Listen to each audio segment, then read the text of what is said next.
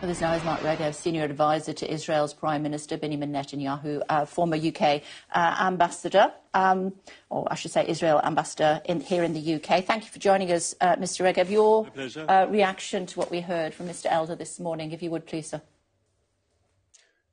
Obviously, it seems very logical. Why can't Israel and Hamas just get on? Yes, but it's forgotten that Hamas says that my country needs to be annihilated, that Hamas says every Israeli, every Jew should be murdered, that Hamas says any Arab who negotiates with Israel and, heaven forbid, makes peace with Israel is a traitor to Islam and to the Arab world.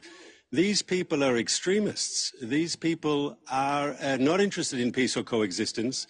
Don't take my word for it. Quote them. It was the Hamas leadership that said they would, given the opportunity, given the capability, they would do the October 7th massacre of Israeli civilians again and again and again. Their words, not mine. The UN Secretary-General, Gutierrez, said the situation is fast deteriorating into a catastrophe. It is a dire humanitarian situation, isn't it? I do, but he is wrong on one central issue. And of course, we have to do everything we can to alleviate humanitarian suffering, and we are doing. But when calling for a ceasefire with Hamas, the UN Secretary-General is basically saying Hamas will stay in power. And that's not a recipe for peace. That's a recipe for further violence, because as we've just said, Hamas is not interested in peace. Hamas is not interested in coexistence. Hamas is interested in murder, in violence. They say they believe permanent war with Israel. So it's an illusion. The goal must be to destroy Hamas, to end its rule over the Gaza Strip.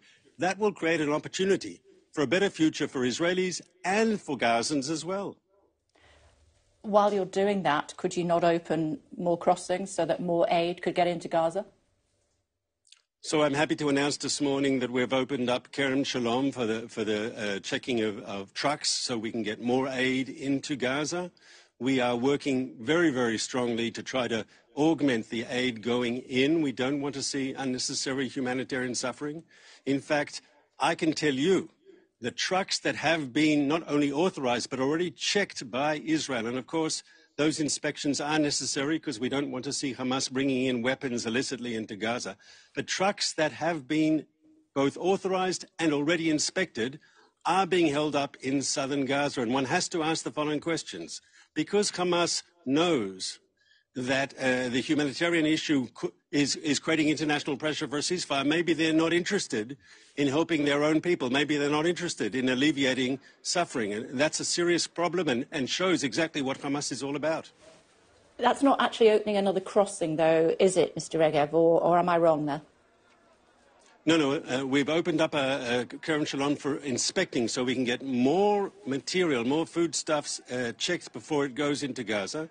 As you know, the Israeli government has said clearly in the first week of the war we place no restrictions whatsoever on food, medicine and water going into the Gaza Strip. From our point of view, it can go in without any limitation whatsoever. Why not open more crossings? So that's a difficult issue because that has security issues as well. The Israeli-Hamas border, the Israeli-Gaza border, I should say, is a border of war. The Egyptian crossing is a border of peace, and therefore it can function normally. To ask an Israeli crossing to function while rockets are being fired at Israel, including at the crossings, that's maybe a bridge too far at this moment. Mr Regev, talk to me about the pictures that we saw on social media over the weekend of Palestinian men being stripped to their underwear. The International Red Cross saying that all those detained should be treated with humanity and dignity. Doesn't look particularly humane or dignified, does it? So I understand the pictures look terrible, but you have to understand why we asked these men to take off their shirts. Hamas is one of the people who invented the idea of the suicide bomber with the dynamite tied to his body.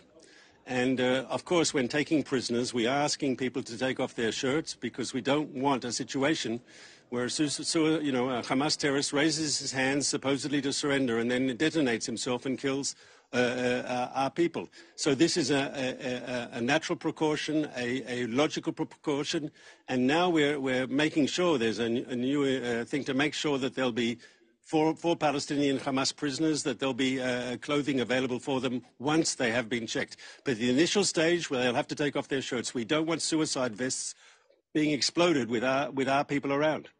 As we saw, more than their shirts had to be taken off. Several of the men were identified as civilians, including a journalist. What would you say to them? Many of them have now been released, of course, without any charge. Exactly, Kay. When people have been rounded up in areas of combat, men of military age, and after an investigation, if they are shown to be not involved in Hamas, they are released. We don't see the civilian population of Gaza as a target of our operation. We're out there to get Hamas. And I think so far the majority of people we have arrested have been associated with Hamas, and therefore we want to interrogate them. We can get vital information, also information about where our hostages are from these people.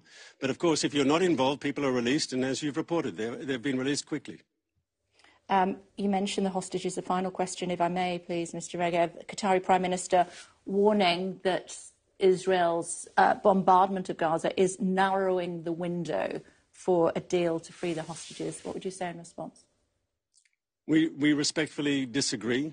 If there is a chance to get more hostages out, it's only because of the military pressure that Israel is applying to Hamas.